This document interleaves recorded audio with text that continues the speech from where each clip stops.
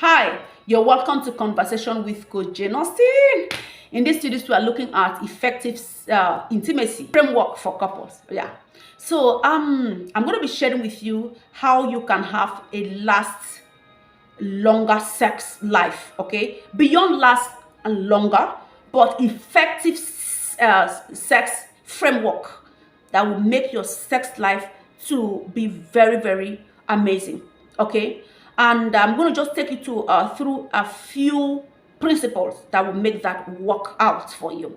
Number one, do not ignore the principle of desire to have sex with your spouse. Number two, do not ignore the principle of amending broken altars. Always apologize to your spouse whenever you hurt them. The next one is do not ignore the principle of effective communication. Yes, tell your spouse, can we have time together today?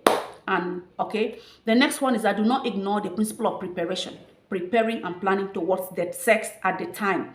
And that one is that do not ignore the principle of environment. Set up a good environment that will evoke positive images or imageries in the mind of your spouse. The next one is that do not ignore the principle of consent, which allows your spouse to give consent. Don't force yourself to your spouse. It's very wrong. It's very, very wrong. All right. The next one is that do not ignore the principle of hygiene.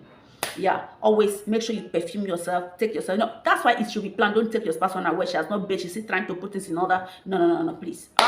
All right, do not ignore that. The next one is that do not ignore the principle of first thing first. This is very important. The principle of first thing first. Okay, take for instance, I'm going to take you to a framework where you want to have sex with your wife. You consider it as though you are in a church.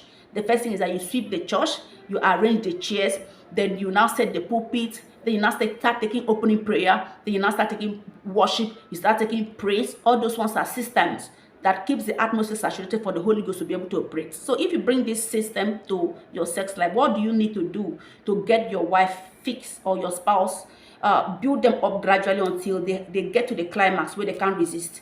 Number one, you have to apply the principles I've mentioned.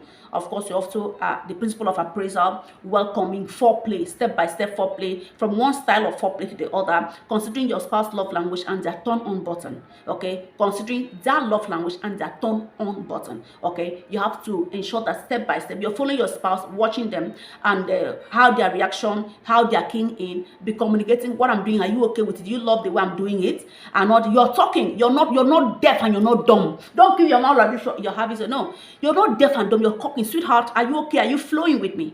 Both of you should communicate. It's a koinonia. Yeah, it's me to you. It's a feedback. The feedback, we are talking, we are going on step by step until the point where you both the system, because this flesh is thick, it's like jacket.